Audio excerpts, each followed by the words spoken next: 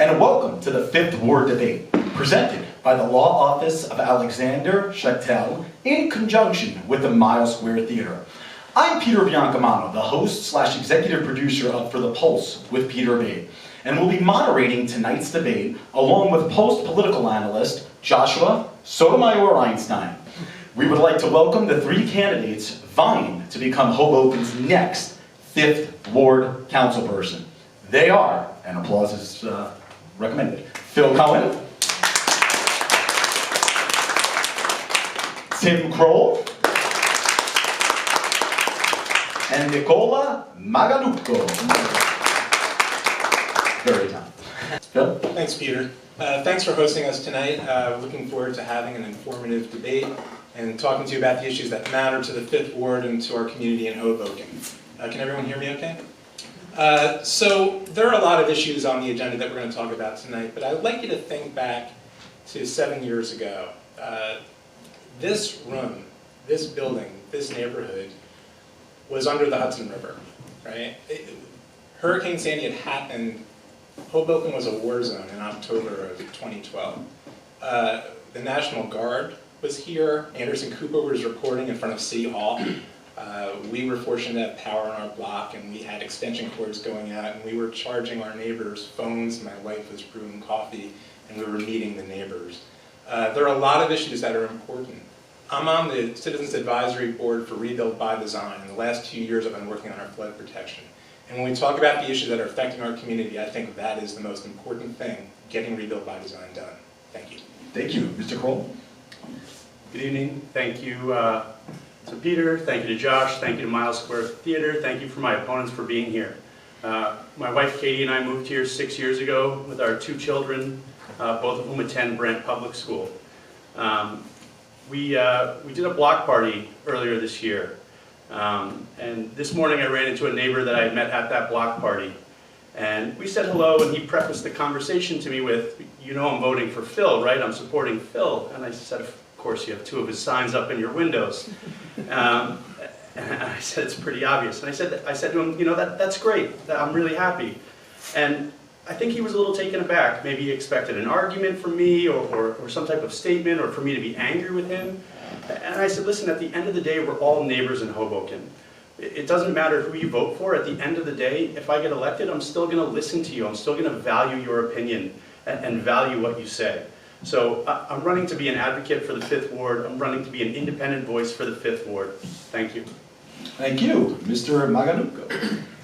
Thank you, Josh. Thank you, Peter. And thank you, Mile Square Theater, for hosting this great debate tonight. Good evening, everyone. My name is Nicola Maganucco, and I'm running for Hoboken City Council, 5th Ward. A little bit about myself. I'm originally from Italy. I grew up in Wayne, New Jersey for 23 years, where I attended William Patterson University and Montclair State, where I received my MBA in finance. I'm currently an assistant vice president at a global services financial firm where I work in regulatory governance. And throughout the years living here in Hoboken, I came across many issues. And you don't have to live in a Mile Square city for over 30 years to understand what some of those issues are. Some of those issues were affecting and impacting my quality of life, and that was public transit. So I'm the founder of the Twitter handle Hoboken Commuter, which advocates for Hoboken commuters, whether you take the bus, the path, the ferry, or if you drive. I have solutions in place to make it better, and I have solutions in place for other challenges that the city faces. Thank you.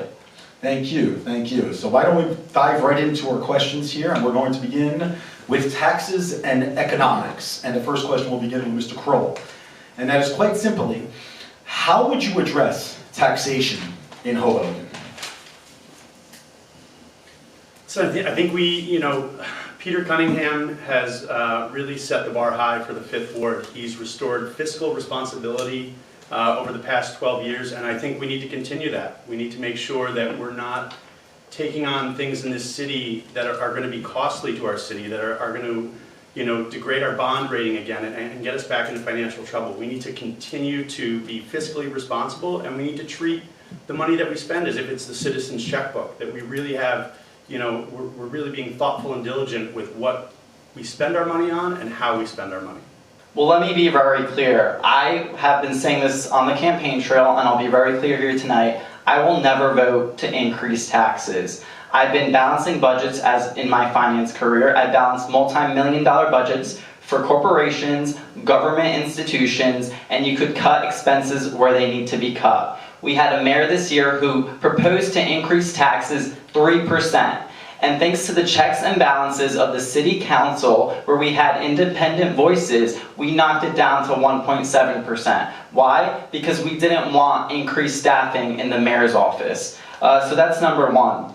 And I'm happy to do the same and make sure that we have an independent voice that doesn't vote to increase taxes. Thank you. So over the last 10 years, the city of Hoboken's done a pretty good job. 10 years ago, we had a fiscal monitor come in and take over the finances of the city, take over the roles of the business administrator, and set the city on the right fiscal track. And our taxes have been relatively flat for the last 10 years, which has been great. And I think that, and I agree with Tim, that Peter Cunningham has been a good fiscal steward for the Fifth Ward. He's been strong on balanced budget issues. He's been a strong voice for having a disciplined fiscal purse for the budget. I think holding the line on taxes is extremely important. And I think that's a role that I want to have for the Fifth Ward. I mean, we're all stewards for our city on the city council.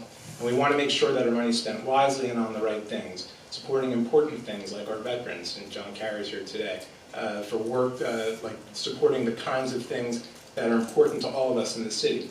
I do feel like Hudson County has been unfair to the city of Hoboken. We pay a disproportionate share of taxes to Hudson County from any other town in Hudson County. The biggest piece of our tax bill right now goes to Hudson County, and we really see the least in exchange for it. I'd like to see what we can do in terms of getting better shared services. It's great to have a few parks, it's great to have our roads paved, but maybe we can get better waste collection. Maybe we can get better recycling services. Maybe there are things that Hudson County can be doing for us and should be doing for us that it's not doing for us. I'd like to see if we can do that as a council person for the Fifth Ward. Peter Biancamato, your hostess with the mostest of the Pulse with Peter B. Folks, we want to thank our sponsor, the Law Office of Alexander Schachtel. The attorneys at the Law Office of Alexander Schachtel have been delivering dedicated personal service to a wide range of legal clients in Hudson County for nearly 5 years. Whether you have a personal injury case or you're a small business owner or property owner in a legal bind, these are the guys for you. With offices in Hoboken and Jersey City, they are conveniently located in town. Case consultations are 100% free for new clients. What a deal! For elderly and disabled clients in town, the attorneys will even come to you for the first appointment. Very nice of them. Call today at 201-925-0660 to speak with a lawyer about your case. How do you reconcile that a new development is exempted from rent control, but the small 5-unit rental building with the property owner living on site and often living off the rent he or she receives as his or her only income is not? That's a great question. I think I'm fully in favor of imposing stronger standards on developers that want to be developing in our town, to put some of the burden on them to bring the economic diversity that we want to have here for rent control, for affordable units, and pushing it back on them. Again, there are too many times where you have a developer in place who's not meeting the 10% requirement that we're looking for. But you also need to help out those tenants who are involved in the individual units. They have rent control protections in place as it stands, and we need to be protecting those tenants. We need to be more organized with what we're doing for rent control and for affordable housing as separate issues. We need to make sure that we've got good guidance in place, that we understand where the affordable units are, where the rent-controlled units are, what buildings are they in, and how are we being monitored so that we can benchmark, so that we can know that we're adding more units and that we're doing sufficient, we're providing sufficient enough support to those people who are in those units. Yeah, no, it was a great question, and I kind of a little bit touched upon about it earlier. We do need to put more resources, like I said, into the rent control board. They need to know which properties are rent controlled so we could protect those tenants and we could do more as far as oversight.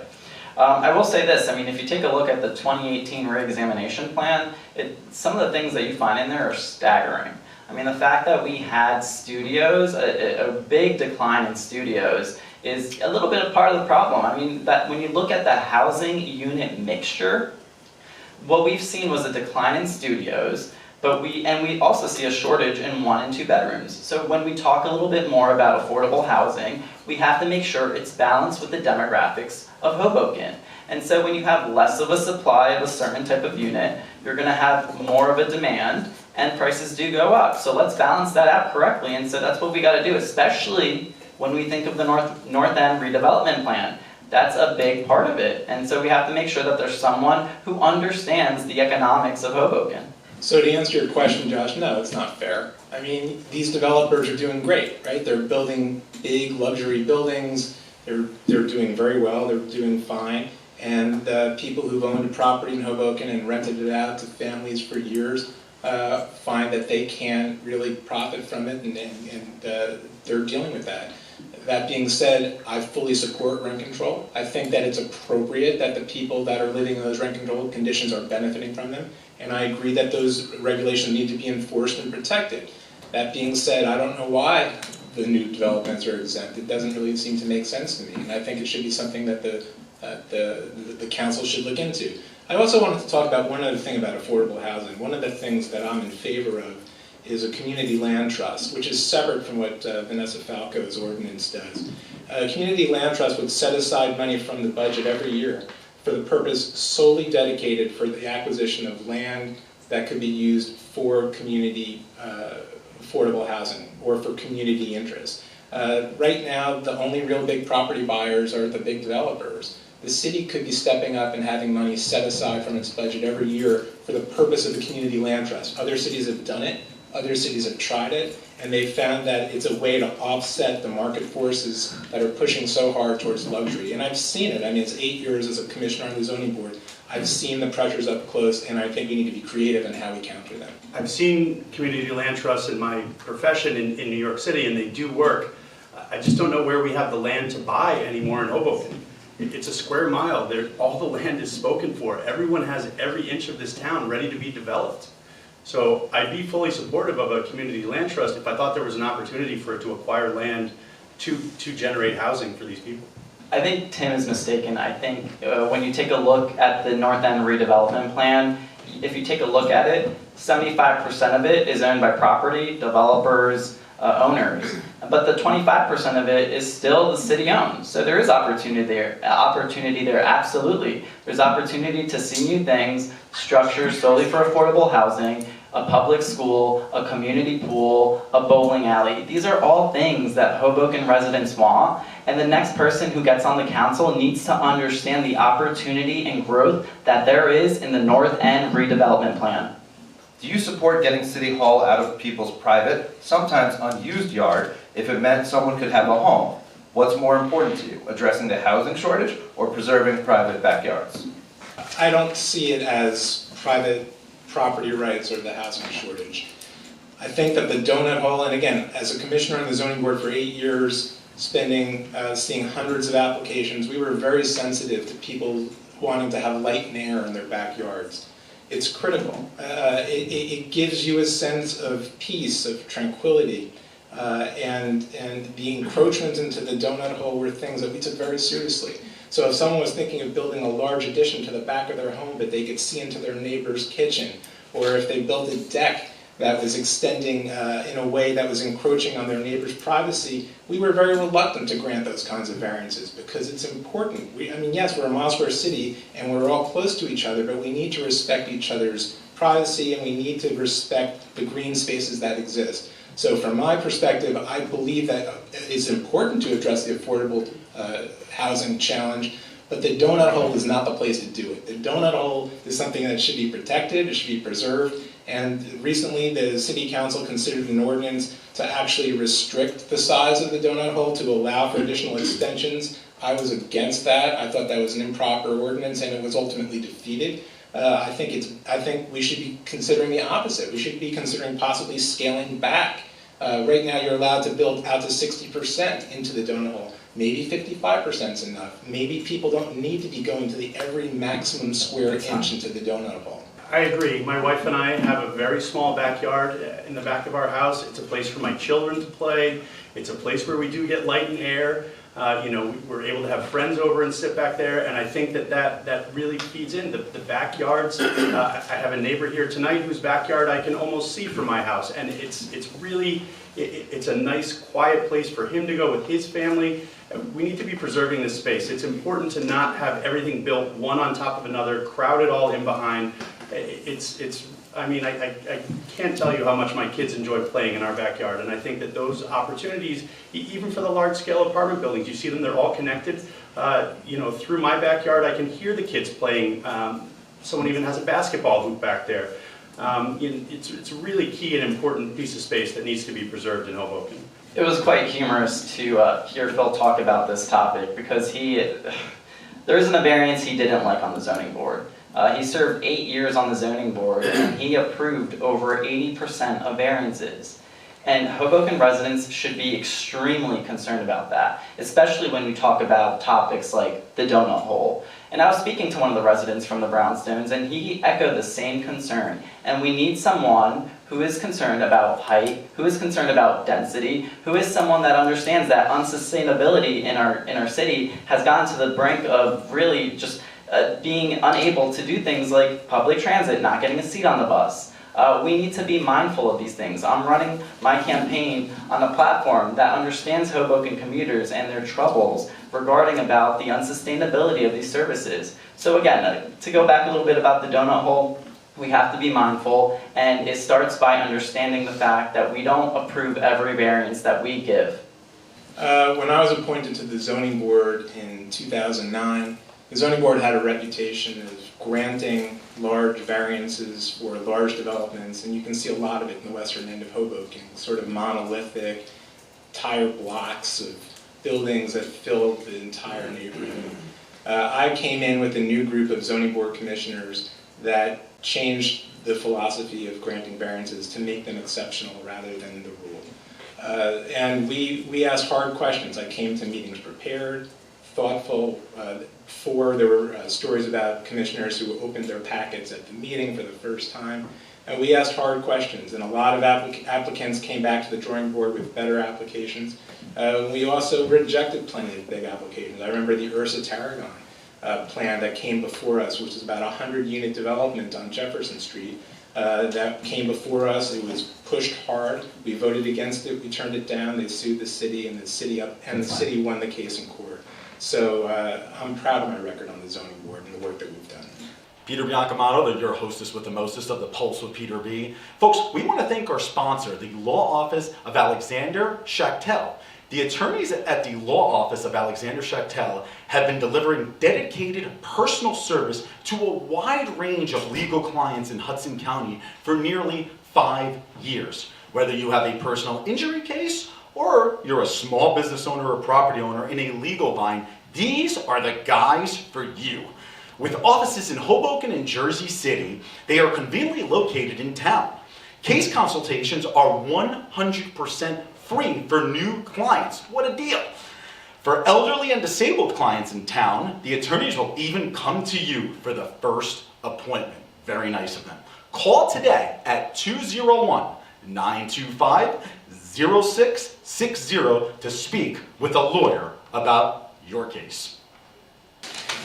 If New Jersey Transit is unwilling to add more buses to the 126 line, would you, as councilperson, be willing to search out a private bus company to facilitate people's commute? 90 seconds. I wouldn't be unwilling to evaluate that as an option, but I've seen, I lived for a time when I was out of college in West New York, and I've seen the way that some of those private buses are operated. I've seen the way that they behave on the streets, and they're just not as regulated. They're not as regulated, and they don't drive as well. They don't behave as well. They operate in a seemingly unsafe manner. There were accidents very often when I was there, so I'd be really concerned about trying to provide that as a solution. I think working with NJ Transit, trying to add more buses, building a better relationship would be a good step. If we needed to evaluate an additional bus company to support more bus routes on 126, I'd be willing to take a look at it, but it's still really difficult. I mean, how many more buses? I'm there in the morning on the morning commute. They're sending buses that are completely empty uptown to help fill the residents who are up in the Fifth Ward. I watch them go by me and go, hey, why can't I get on that bus? Because I'm at the southern end of the Fifth Ward, and they come right through, and they're picking up people at the Hudson T, they're picking up people at some of these other popular, and very dense bus stops that are all the way up there. So I think NJ Transit's doing a lot to provide. I worry how much more capacity the city has for additional buses. So yes, I would love to be willing to explore it. And in fact, I had conversations with Academy Bus who said, yes, they can do it. So that's something the city should look into, and they could take a bus or two. But here's my stance on public transit. This is one of my biggest platforms. Why? Because the residents of the Fifth Ward are hurting on this issue. For those who take the bus, they stand on long lines, overcrowded buses. I take this bus every day. That's the main reason I'm running for city council, is because I had enough. I'm the founder of the Twitter handle Hoboken Commuter that's advocated for Hoboken commuters for years to tell the city and the mayor that we have a problem. So here's my solution. We need to see express uptown pickups on Clinton Street.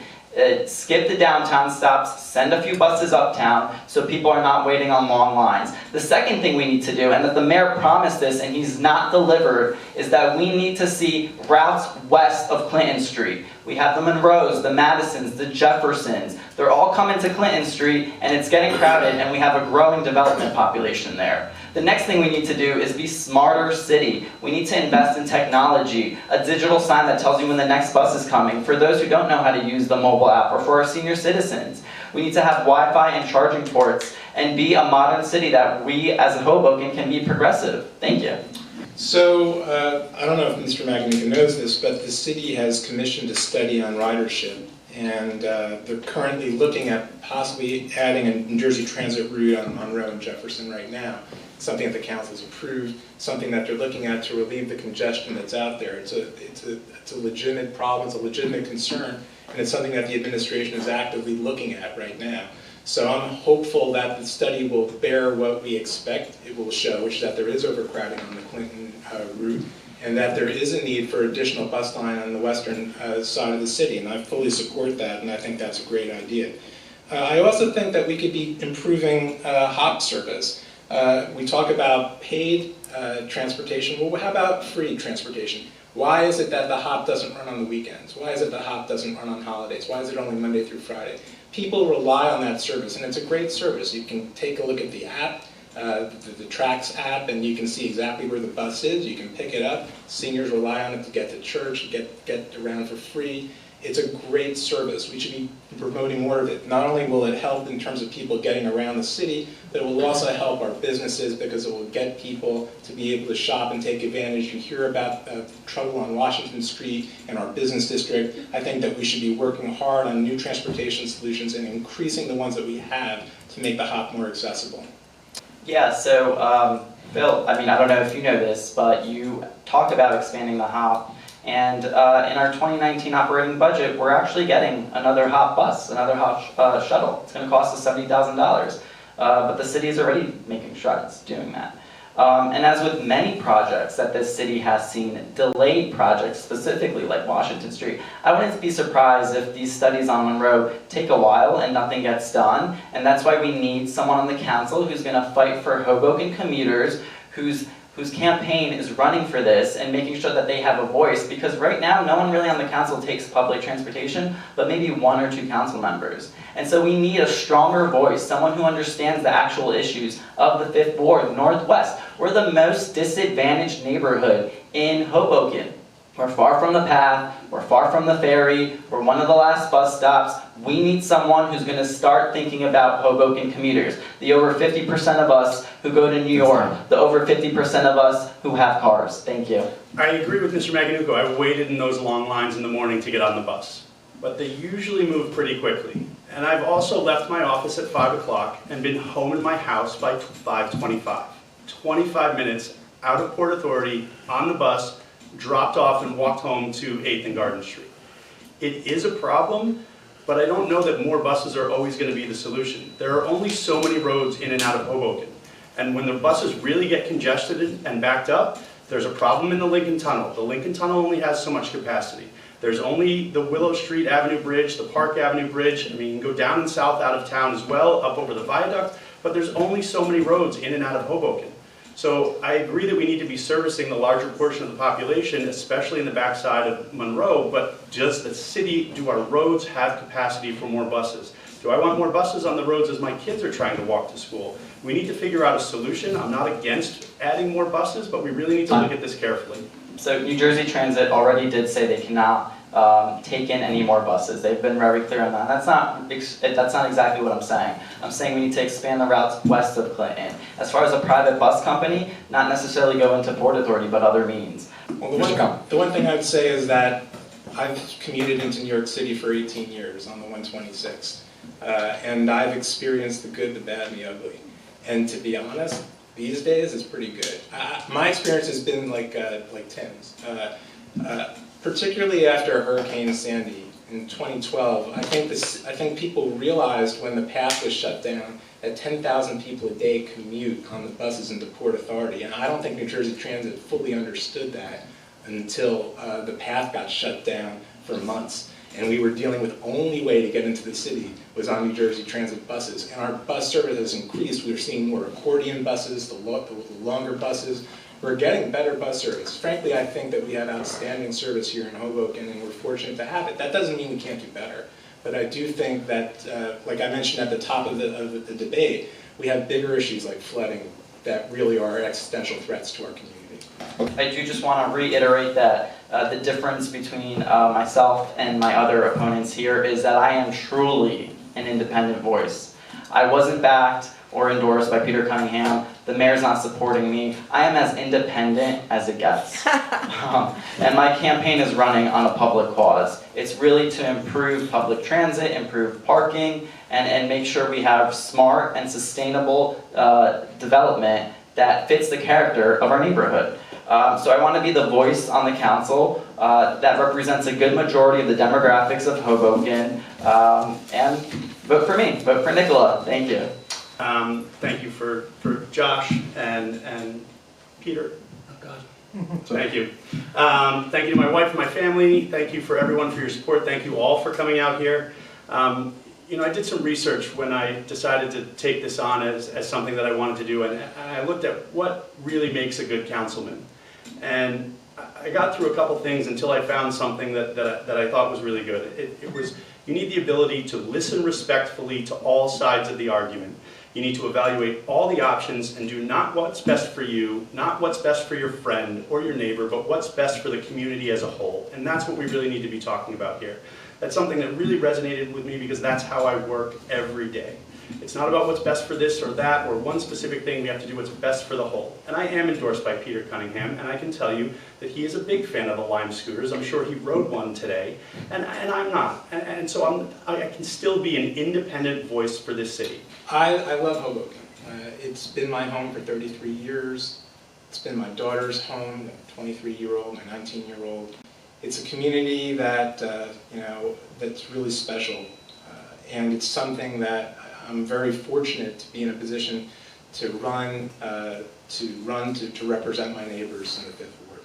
I'm lucky to be in this position. I've been knocking on doors since May, and I've met a lot of you in the Fifth Ward. I've knocked on over 2,000 doors at this point, and the reason I've done it is because I'm trying to make connections with people and let them know that I want to be there for them. When they have concerns, when they have issues, they can come to me.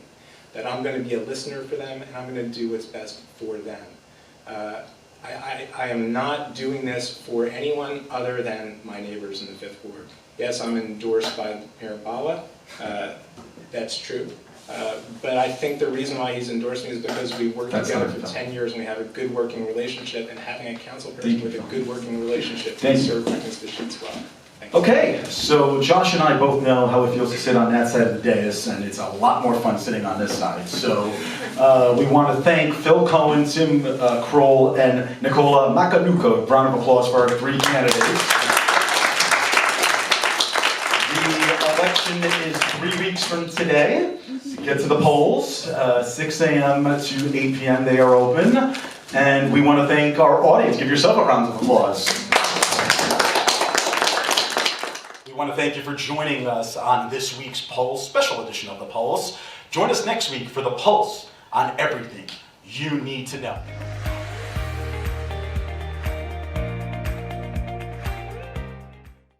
Peter Biancamano, your hostess with the mostest of the Pulse with Peter B. Folks, we want to thank our sponsor, the Law Office of Alexander Schachtel.